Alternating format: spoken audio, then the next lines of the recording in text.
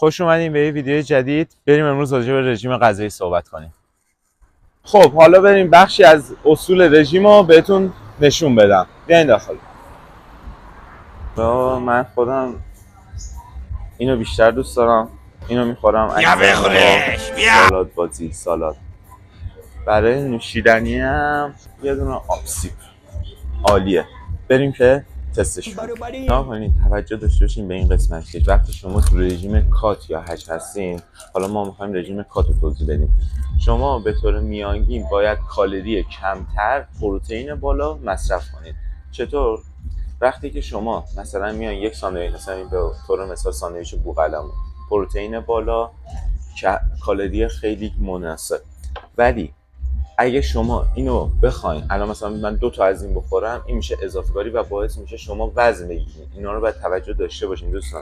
فرقی نداره. سالاد هم میتونه همینجوری باشه. شما وقتی سالادو به عنوان مثال نگاه کنید، الان غلاتین هم داخلش داره، مغزیجات داخلش داره. وقتی زیاد بخورین باعث میشه شما چربی بگیرین، کالری بالایی مصرف کنین.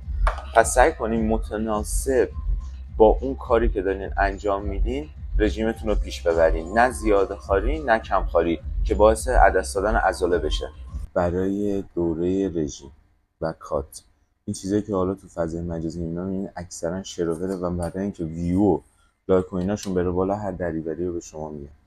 شما برای رژیم کات خب فقط بدن 1 هفته لازم داره تا بفهمه چیکار. یعنی شما که از روز شنبه شروع میکنید برای آماده شدن، تازه تا جمعه که شما رژیمین تازه بدن میفهمه که هدفش چیه.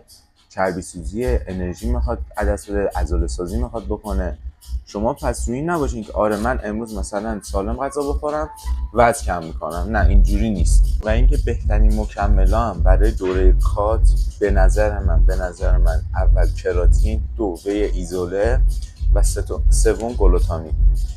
این 3 تا رو حتما داشته باشین تو این دوره که بتونین به عضلاتتون رو تقویت کنین که عضله سوزی ایجاد نشه. راجع به مصرف مکملا اینه که شما بتونین چجوری مصرفش کنین. برای مصرف وی ایزوله شما میتونین یه بار بعد تمرین، یه بارم قبل از خواب بخورین. گلوتامین هم من ترجیح میدم یه بار ناشتا، یه دونم بعد تمرین بخورین. برنج اگه میخواین بخورین که حتما باید بخورین، ولی مثلا در حد 4-5 قاشق، بیشتر نه. هر چیزی حدودا 100 گرم طی کنین که ببینید چقدر کالری داره. اینا رو حساب کنین، محاسبه کنین دقیق. برای بعد تمرین هم یه وعده غذا باید بخورین. اونم باز میتونه از فیله و ماهی و تخم مرغ اینا استفاده بکنین.